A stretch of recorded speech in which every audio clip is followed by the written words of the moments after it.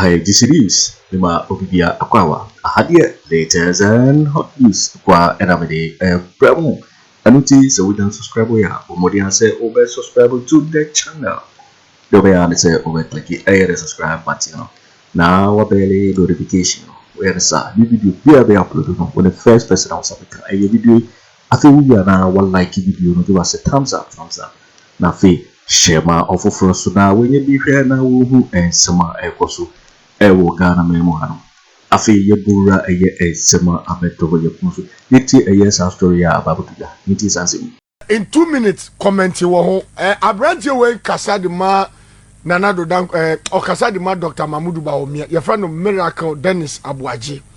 Na ti asema okai. You see, infrastructure ya dey say the bem kan say Akufo Addo say kan say man transfer afebo. E kan say man transfer afebo. E say man Akufo Addo kan say man ko. Infrastructure dey wunim. Infrastructure no budget line. Sika no wona the ma contract and kwade obesi. And we can solve problems. Problems are obi anya bi. And I'll give you an example. The reason why infrastructure anya big deal. And they say, to me spreading infrastructure at the same time, MOB anya bi. It is an infrastructure nkwa na odebe your record there. It means that omo nya asade no so for so nkwa na beto abama. Because okosi airport terminal 3. Let me kro mu late. Ye do sign airport terminal 3. Eji okosi terminal 3 na o say odi eno. Na o say eno na ye die ntia nyina so nto abama wa. Meto etia wo. Akoto FM 92.3. Alaska. You see, there are two types of political communicators. We have emotional communicator and we have intelligent one. Emotional communicators. Yes. And intelligent ones. Yes. Emotional ones, they are always reactionary. Okay. And they sweep the issues. And I've been monitoring this gentleman. That is what he has been doing. In some now cannot come devoid of logic, reasoning, and common sense. And we will be serious. You not even take him serious. Because this is a guy who was appointed as a DC and at some point he was thrown out. Yeah. Or commission gata. Yes. And I've listened to him on various platforms. You see, in some no, I say yet swa. Ghana issues, go beyond NDC and NPP. So right. I don't sit on platforms and just say NPP are way, NDC way, about Oye way, and a way there is better. Ghana no your heaven. That's right. It means that baby ejina we've gone nowhere. Alaska, I've been telling you that we are not serious people. And sometimes all kind of 70 people might think say your friend is saying I know you're doing and as a forum. You see, Ghana has gotten to a point we are at the crossroad and we are lingering over a choice whether to go left or whether to go right. Over the years, where I mean country and kasa. Over the year, yeah, that's saying what kind of saying? Emrebi a chum. The enemy a NDC, the enemy a NPP. We've gotten to a point. I'm a catcher say some criminals be hijacking one political party and I'm other criminal activities. And I'm a Ghana for Abamabu. Ghana for are looking for your friend saying a way out, a redemption, some alternative be out. And in recent times, 92.3. So what's your media numa? The very thing you hear and say, oh, and this are for MPP are for. So when you hear that, it means that there is this anticipation, say, in your third force, a serious brand will merge from the middle, and that will come. When this whole thing started, Makacha said the only reason I go to platforms is to enlighten people. Sammy and Nipa will have access to information to be able to make informed political choices. Not to bring any movement and I say maybe Obi Besate for a bank. But out of it, say Obi imagine a person present himself as a serious person. You can contest the NDC and the MPP and become a third force. So Nankaya were a very good opportunity considering what the political atmosphere babaye anka a giant will emerge. And I make a giant, that giant will mean say if it is indeed say I'm for you fed up with the NDC and the MPP, and then you see say these people will emerge, form a potent force. That's right. The line word is potent. Potent because you see FM, you must be a joker to wake up a day and think say you go to your Kotoaba and this in MPP, I'm for 20 omo, and the third person will come. You must be a joker to make. You see, people are emotional, but me when I'm doing analysis, I don't want to be emotional. I just present you the fact. It's not possible in this present time. For it to be possible, no, I can't just say NDC, MPP are established political institutions. I know more than sorry, since 92. You're establishing branches across every country, organization, everything. And it's a group of people free say, oh, we need to topple these two political parties and emerge. Alaska, Bakato say, you don't wait till election year. Okay. 6 months, 8 months to election, now 12 months to election. Now about me per president, Daddy. You must be a joker. 3 months. Few way to when the parties have taken years to organize. And now what background fine. We can say election year, you'll be able to win. But to be able to convince your other people to realize the vision you have, you sell it to them. There was a time I spoke to Kofi Kwante, my friend. I'm catching Kofi. So we near my Ekosuya. It's not possible an individual on his own bet me win election. So if it's indeed, he said people are really serious. Identity this independent candidate, you know, won't come home to vote. I'm going to say, "Obiya so person president." So you see, I agreed. In your greed, people don't know what they are about. It's because situation now you're basa, and you know people think that you can just take advantage. It's not possible. Alaska, you need to build up. Start from somewhere, and then you see leader. Me over the years, I have studied and read about leaders around the world. Alaska, when somebody obijin kasa, that's a new leader. You see it. Akoto FM 92.3. You can't fake it when you are not. When I was during COVID time, and I'm in over here one, you stated something. Say yes. Say assemble as a leader. Yes. Yes, Alaska. Leader. When somebody emerges as a leader, you don't need to convince people.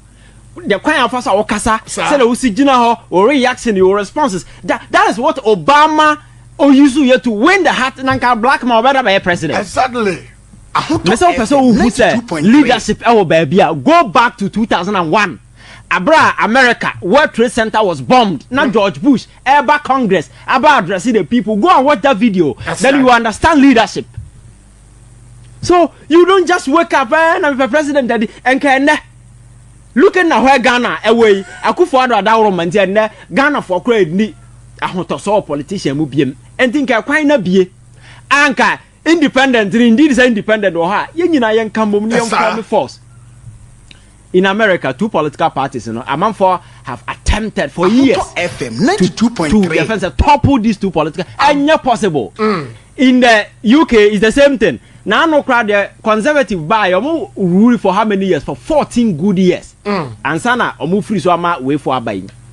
So you see, and those of us looking at for Ghana, no, you can't say ya no, na you wait till there is a change. The Ghana will run. Exactly. And it doesn't matter who becomes president, Alaska, Ghana will continue. So our job is to ensure, say, whoever becomes president will do the right thing. Solve the problems. And even if the person is not willing to do it, you make sure that you force the person to do the right thing. And Ninjina Koko Bewia, among for no more say, Obia say now say Nipa na or can they are not serious. Because all you serious, who you serious our power catches a won't change till election time. That's right. When you know, sir, you don't even have a base in a single constituency. How many of them are all sponsor independent candidate in Po? Now, Parliament, assuming without admitting that it's possible an independent person become president. Parliament not quite down. That's right. How it's not possible. You see, say yeah, is serious. And I said, Nipa didn't who you will say, oh, this guy is really serious. But however, don't you think, sir, they also use that one as a cash cow? And I make a business. Unless you are not smart, you see, some are your friends and a medium to advertise themselves. Like let's say a rich kid with money, he thinks there is a time for me to become a celebrity. There are people who think it's a time for me to get business way. It's whole lot of beyond in the way. But what's in general with Mensah? Why do you say these people are serious for power? What do you know? Did you grow? Because me to see seriousness, you know, I need to see certain reorganization somewhere. Something starting somewhere. At least you have about 4, 5, 10 people I will sponsor them to go to parliament. Then people will see, and as some of these things concept you can start here. You start from somewhere. Let people see near my wire. Now all of a sudden there is a Obi Frame. I'll say UK. onim me wo phone onim me ba bia no afra me Ivan me pese me ba Ghana me president na Mateo communication na me pese obeka me hono me say o bodam Akoto FM 92.3 na over say me te Alaska nipa no you don't even know me 2.3 the terrain now man you don't even understand you don't even know what is going on national chairman na Alaska na even for you to know that person is not serious as some matters do we even discuss it on phone so you see me niama and as some we making sa niama we about 10 but because wuti UK ntiboga we see there is this inferiority complex our Ghana for Adwene na Adwene so ti abontin that makes it na nya akwa we na Stekaya or your concert, people will insult him. He says, "Me go school or UK." No, but now go school.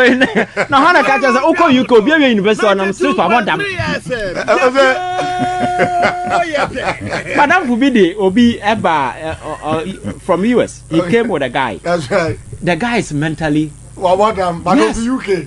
Of the US, never no problem for UK. About them burger.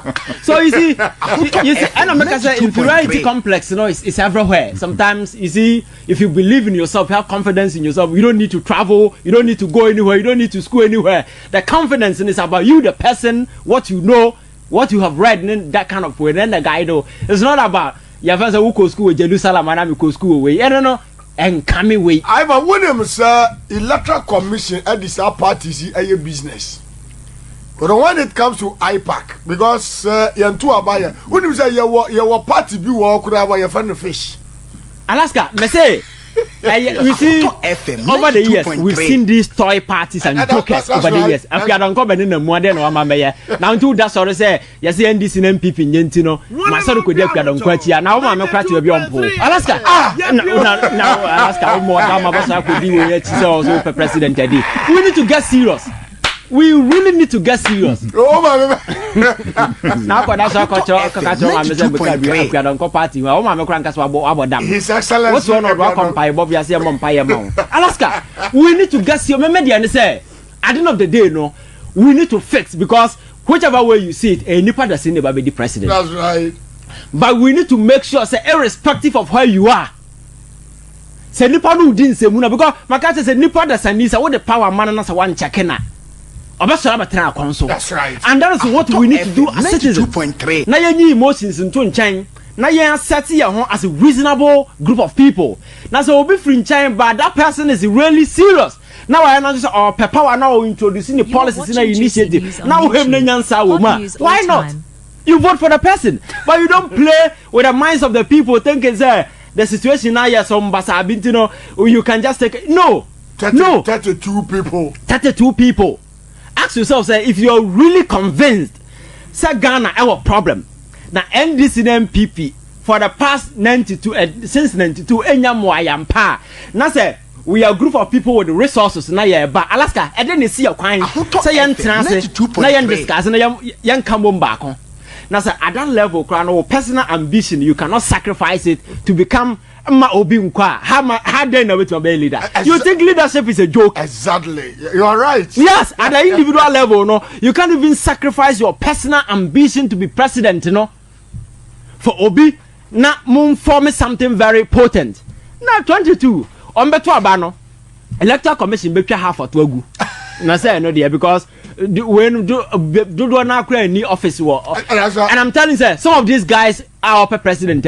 Ebinum na yere kura nim so op president edi. That is how serious it is. Nipa no so op president edi no. Na yere kura nim. So you can imagine you betimi to about the whole Ghana trip. So it's a waste of time. Already Nabusia for kura. Nabusia panyine kura nim so op president edi. Alaska a business na man for day. And these people are not serious. The last time I was watching this guy I'm friend saying is it yes. He went to one of the deplorable communities in Accra. Is it is it Choco or something? Okay. Alaska. Adeba kwa a signature. Our Ghana has a poverty. That's right. And it's Adeba kwa man for PMPA. He goes to that community so campaign.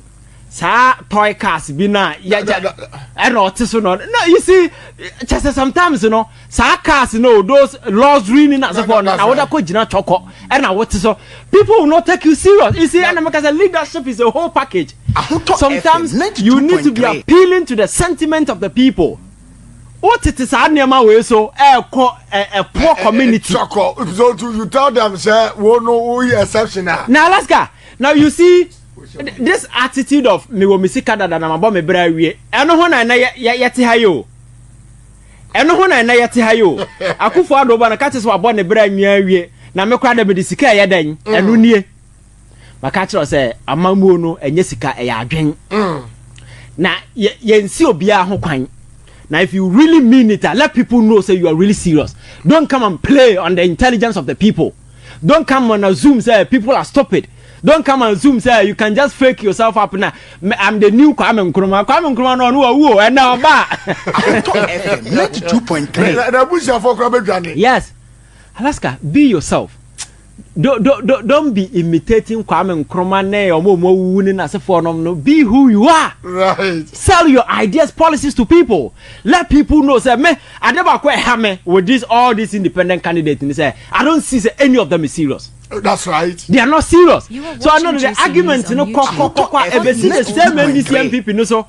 Because let's say I want to vote for the NDC. Let's say I want to vote for the NPP. I'm tired. And let's say I'm looking at alternative. I am not looking at some Kotuma Basedo. I'm looking at Obia Medemana indeed. Or already so betting I win power no. Because at this time, Ghana future is at the crossroad. And some 2 million money partner is just a waste. Do you think I will give my way to the person? No. When the partner no one dream no on him say power be no ope, but the popularity contest be no over over show over man for who because all you serious Makato say you don't imagine 2024 so for president daddy.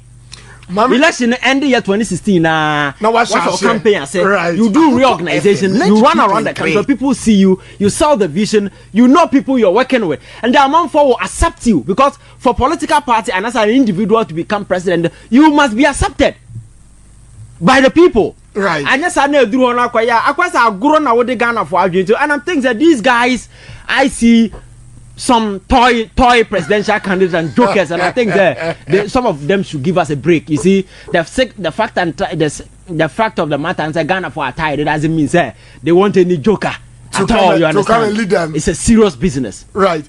But I say, Ivan, I mean, over Kaya during the COVID. Na Jane Mensah yes or betro register no for Sisano. Once the likes of Akpalu. Wamoko Ipaka na Akpalunum support to say yes. When you say na people because Akpalu to radio so or attack Ghana for including even the opposition like the NDC. Fast forward, on say yes almost actually no. Allegedly Akpalu kasa tena say aban no kra man contract. Na nanado if you don't side with him or mama contract. Alaska, my mention quick one. These toy parties and jokers yeah or more so the parties or more president daddy do na aye initiative because of the IPAC. That's right. IPAC no every a point the Mensah say to aba. So serious issue about better deliberate no yeah kwako to aba. So these mushroom parties most of them no are sponsored by the major political parties. That's right. NDC NPP 2.3. This major political because we are in the number for that's right. What is here. So you see what in China we are angry and you think say oh may come for the person will be the sponsor no with his whole thing original so not the day no so falling for those things you become a fool. That's right. What does America no? So I think that you see your emotions in film now you face the reality. That's why I always tell people so me I'm a realist. That's it. You know I mean who knows the and that is the fact. Obia sending message. Imagine Kweku Annan do Anas a lotejo of Ati party near call IPAC. You bet 20 NDC papa. Answer no. Me bought tape will be the amount. In 2 minutes comment you won. A brand you way Kasadi ma Nanado Dank or Kasadi ma Dr. Bawumia. Your friend of Miracle Dennis Aboagye. Na tiasema okay. You see infrastructure ya dey say the bem kan say Akufo Addo say kan say man transfer afebo. E kan say man transfer afebo. E say man Akufo Addo kan say man ko. Infrastructure dey unim. Infrastructure no budget line. Sika no wona the man contract and kwade obesi. and we can solve problems. Problems are obi enyebi. And I'll give you an example. The reason why infrastructure any big deal, and they say, to me spreading infrastructure at the same time, MOB enyebi. It is an infrastructure on Kwan or the record there. It means that Omunya Sadian so for some kind of better Obama. Because Okosi Airport, Terminal 3, let me call Mulate, you had to do sign a airport Terminal 3. And you could see Terminal 3 now say, Odiano, and I say, and no name the entire to Obama. Akoto FM 92.3. Alaska. You see, there are two types of political communicators. We have emotional communicator and we have intelligent one. Emotional communicators. Yes. And intelligent ones. Yes. Emotional ones, they are always reactionary. Okay. And they sweep the issues. And I've been monitoring this gentleman. That is what he has been doing. Instead now cannot come devoid of logic, reasoning, and common sense. And we will be serious. You not even take him serious. Because this is a guy who was appointed as a DC and at some point he was thrown out. MC. Or commission gata. Yes. And I've listened to him on various platforms. You see, and some no akwase yet swat. Ghana issues, go beyond NDC and NPP. So right. I don't sit on platforms and just say NPP are way, NDC way, about Oye way, and a way there is better. Ghana no your heaven. That's right. It means that baby we've gone nowhere. We are looking for something extraordinary. So that petty comparison, yes, politics comparative analysis is key. But you see, let's say John Mahama was president 2016. Ghana forward dissatisfied with Nema now Okoso because of the promises and the assurances Akufo Addo government gave to the people of this country. Lo and behold, there are NDC people who even voted for Akufo Addo. That's right. So if you become president today, you have power, the resources, everything has been given to you. And I will call back there and no. Because you told the people said the president then was incompetent. Now how then do you compare yourself to be incompetent? Right. Alaska. So I think we really need to get serious in this country. You see, one thing, maybe I went to me mama say now in Hong Kong. Alaska, you see, Akufo Addo government and then Bahama government, difference by woman say. Alaska. Your friend Adiebi, foolish belligerents. Foolish belligerents. Yes. Okay. Alaska, what is show you so show you That's right. Even though Obi only this radio, but on this particular show, the owners of this show are your listeners. Exactly. Obi a line to a mom friend, your mother. And now, me fancy about TV so. No, my catch Alaska. Atade we are was said the show is with there, and you because I'm Trevi Gwenny Moody, among Fatem. Tadena would the bus show, no young pet. So, John Mahama, Nedia Nese, or Baba Kubambi, I want to rat at the Net2 no afa for the aba. Because maybe we have a more example. Akufo Addo no foolish belligerents na make no. Atade na viewers no so mo mpɛ no.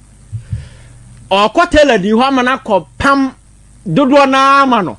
Oba nya ono nkwa na bɛhyɛ, obɛhyɛ bi ni producer bɛhyɛ bi. Security man bɛhyɛ bi. Whenever ho so na adwuma obi ahyɛ bi. Then it becomes the norm, the new norm. Okay. It becomes the new norm. So ade na Nkrofo complain no and over security 2.3 general manager shebi we say ndi complain na dey aba the normal norm do so na me hear more exactly because sanya sana ye kan abra Vicky Hama issue no buy na say onya sika obaye say no Alaska there was no commission obi sun die o die so cry but you see the pressure from Ghanaians no forced the president then to act. That's right. The pressure Sisila Dapa issue no buy no. The president was the first person to come out to defend this woman. Lo and behold, love letter. That investigation, you saw the outcome. Attorney General catch her and say, "Oh, you Kyei Agyapong aklema." The following day, Kyei Agyapong came and says, "Obia." That's right. Eko Yoko say throw letter ko bisa Attorney General say, "You issue you investigate and say amunyai." Then they kill the matter, and they are telling you that the issue has been cleared. So we a leader, you should be amenable. You can never get a perfect leader, right? But you must always listen to the people. You understand? So that foolish belligerence, what kind of na NPP MPs and some like country or more president say, Charlie, your father saying, finance minister, yana yedne buy or your party ni yes no, baby and near Mexico. Do you know that a branch na odi animu e Kumase no ya bo modern Akoto no. That's right. So we are aware. That's right. And this is a brilliant, intelligent man. And he had a government that had said no. Government the money even though na guy here Owusu ni ya bo modern ko wa se na ya tu no. Is it not Eugene Boakye?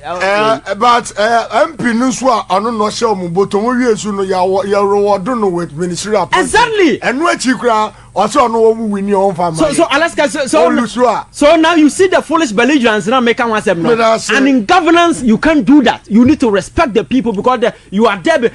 Before 2016, Akufo Addo was working at the fringes. On my bodyguard, they didn't chin. But always, you know, the whole state resources, everything has been given to him. Mahama no was I not if that's right. On my power of the security, private security, and so so it shows people matter in governance, so you can't take the people for granted. Me da say Alaska, and this is not the time. Nipade amanfo adwen ebedi agro. We need to get serious.